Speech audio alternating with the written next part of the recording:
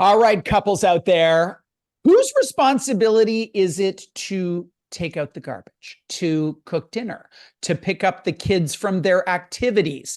When you think about all of the things that there are to do, all of those tasks, is there equality? Is there an imbalance? Is it more for them or more for you? This question of how to balance household tasks can be overwhelming. It can be frustrating. It can cause a tremendous amount of stress, but maybe it doesn't have to. Eve Rodsky came up with something called the Fair Play Method, which is both a book and a board game. And we're going to talk about it now. Eve joins us from Los Angeles. Hello there. Hi, Bruce. Thank you for having me. So the personal finance spin here is time is money. And well, I know that is an oversimplification of all the work you have done to bring your method to life. Let's start there. How do you frame this in the context of personal finance? Wow. Well, let's just say that there's three toxic words, Bruce, that I think a lot of people bring to their home or when they start to become a couple and they're looking at their own personal finances and combining finances. And that is, we're going to figure it out. Nobody ever figures anything out. And so if you, instead of figuring out what that means is you're going to go back on assumptions as opposed to structured decision making. And that can be really, really bad for your personal finances because you think you're making decisions for the couple, Bruce, out of love. And actually, the home is your most important organization.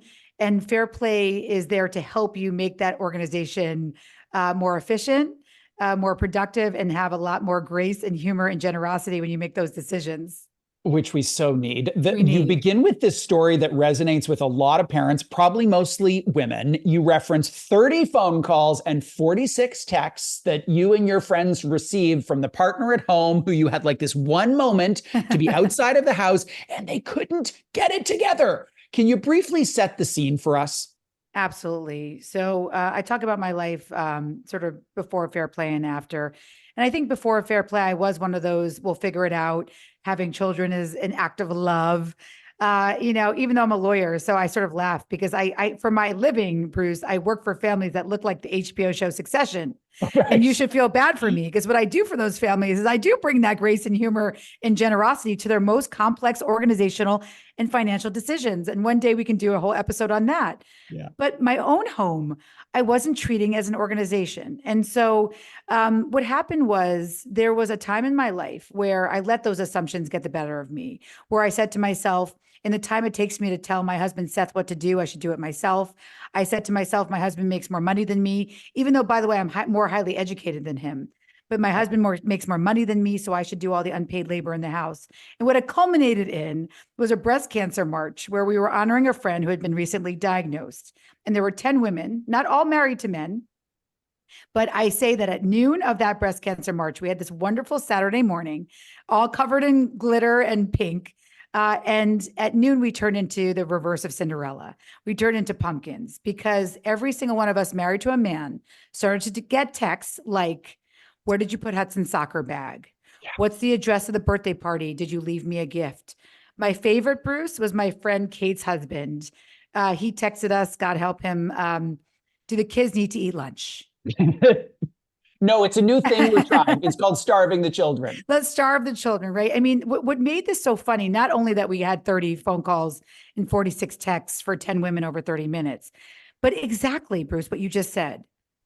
The amount of time is money in this conversation, the fact that this has happened, kids eating lunch had probably happened in their household thousands of times, but you still have to ask that question means that you lose efficiency and your time is dictated into making decisions that you don't have to make those decisions. Let me say that again. Your time is being used to make decisions where you can make those decisions in advance. That's what a system is. And so Fair Play tells you your time is money. You want more of your time not to be hijacked by what your kids need to eat for lunch. Make those decisions in advance with your partner and don't just quote unquote figure it out. I read the book, but you also have cards, and the cards include a whole bunch of S you do. Stuff you do. Yes. Maybe a different word could be substituted in there on a radio station where you were allowed to swear. How long a list was that after you finished finished compiling it? Hundreds of items? I don't even know. Well, again, Bruce, what I had heard before I decided to look at this through the legal sort of behavior design lens that I use for my clients to help them make decisions, I was told the only advice that was out there before fair play was make a list or divorce, which is very expensive, as I've heard from your other episodes. And I know from my single mother household. So making a list is what I started. Fair play is not a list. Lists alone don't work. Systems do. When you understand what a system means, how to own tasks, how to be a partner in them. But it did start as a list. And just so you know, the fair play cards, which was started as you said, stuff I do spreadsheet, had 98 tabs in Excel and over 2,000 items of invisible work. Now, they are now evolved into the 100 cards that I ask partners or even roommates or polyamorous relationships to discuss in advance and practice these communication skills. However, what I think is important for your show, especially, is that, again, people look at these decisions around bringing children into the home, moving with a lot of emotion. Whether it's love, excitement, trepidation, instead of looking at through a financial lens. When you don't have children, there are 60 cards that all have an expense to them that are part of your home organization. When you add a child into the home, you are adding 40 cards. Everything from childcare helpers. What are your babysitters going to look like? What are your nannies going to look like? Are you going to pay your mother to watch your kids? Cleaning gets so much more intense. Dishes get more intense because you're boiling bottles. Your garbage is more intense because now you have diaper pails. Groceries are more expensive. Home furnishings, you need to buy cribs and rocking chairs. Home goods and supplies. Are you kidding? Diapers are so intensively expensive. Home maintenance. A lot of people want to put an addition on their house. Home purchase, mortgage, and insurance. People usually want to move. Hosting gets more intense. So people are not looking at the cards necessarily or these lists with the practical nature of the fact that each one of these cards comes with an expense. And I think that's a very, very important part of the puzzle and in deciding whether you want to have kids. You've got 4 rules. The fair play method has 4 rules. The first one is all time is created equal. And I think you probably have heard a lot of pushback on that in 2-income households where one person makes 6 figures and the other person makes something maybe sufficiently less than that. How do you square that circle? In 10 years, when people and relationships have looked as time as money, I assume you do more of the unpaid labor in the household that we just talked about because you make less or because your job is more flexible. We have seen those relationships not be stable relationships. We've seen resentment, we've seen anger, we've seen divorce, we've seen circumstances change. People will think that sort of division of labor, maybe that gendered division of labor would be the most stable because we saw it in the Leave It to Beaver era as mom stays home with the apron and dad goes with his briefcase to work. But we found over 10 years that that is not a stable relationship because unfortunately, again, those assumptions about time being money, you should do more because you work less or you are paid less. Don't work. What happens to a relationship is much better, regardless of money. If you say, yes, you may end up doing more labor, but I value your time as much as my time, and we're going to figure it out. So there's perceived fairness for both of us. And that works for every relationship, including work relationships too. Perceived fairness. I've heard I'm going to use air quotes here, the male side of the conversation where the male earns significantly more. And especially an issue in high income families where they will say, just throw money at it. Just throw money at it. You don't need to be there all the time. You don't need to pick up the kids from school. And often, whether there's a gender dynamic or not, there are different values about how we show up as parents and how it's like actually really important for me to pick up my own kid at school. Sometimes I'm not going to throw money at that. How do you reconcile the values delta? That's such a beautiful question. And I do that very intentionally because that was one of the most toxic things we heard, especially from women, that their partners were saying, well, if you're so overwhelmed, just get help. The way that they were hearing that is, if you're so overwhelmed, don't bring it to me, just deal with Right. it with somebody else. So what Yeah. we did in the Fair Play deck is we actually divided up the 100 cards into 4 suits, Bruce.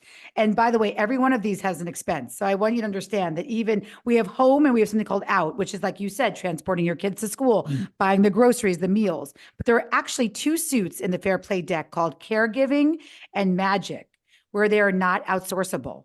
So even if you said, I want to outsource my entire child rearing years to, a million nannies, there's still 50 cards out there where typically we see, even in high income families, people are not outsourcing. And I'll give you an example. As much as you love Alexia, Bruce, she's not going to decide, and that could be, that make up a name for a nanny. She's not going to be deciding whether or not your child's adenoids are being taken out. Right. She's not taking your child to get a haircut. She's not bringing the flowers to your child at a recital. And so I think it's really, really important for people to understand that the outsourcing debate has to end, because even if you could outsource, there are still 50 tasks that were identified in our research that people were not outsourcing that still have to be dealt with. Now, I love the method. The method is super clear. It is precise. It marries the perfect intersection of both practicality and reality. What do you do when your spouse doesn't want to play? It's a great question. What I like to say is that there's a secret formula in the home. And that secret formula is boundaries, systems, and communication. And it comes up because I was listening to you.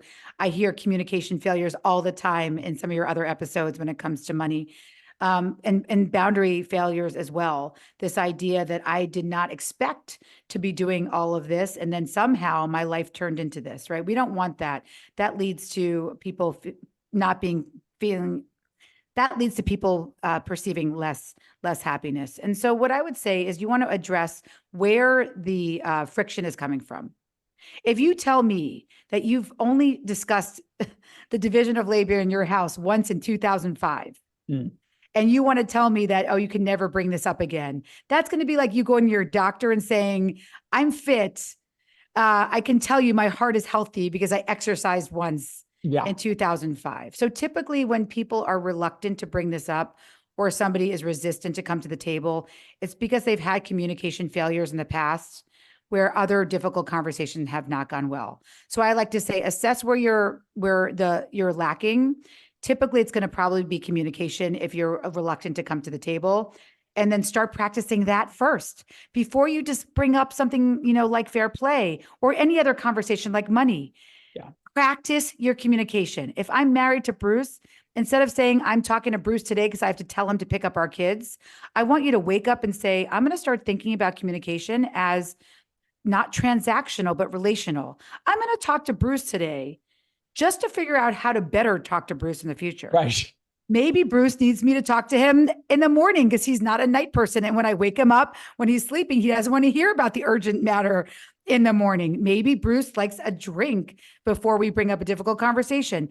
Everybody, it doesn't mean you have to walk on eggshells. I'm not saying you have to do the emotional labor of managing someone else, but everybody who's good at communication tells me the secret that they actually practice communication. Really interesting stuff. Well, you give a very clear and compelling song sheet for people to practice with. And I thank you for joining us to talk about it today. Thanks so much. Eve Rodsky is the author of The Fair Play Method. That's the book, but there's also these great cards. It is such a simple method that makes complete and total sense. So I really encourage you to check it out.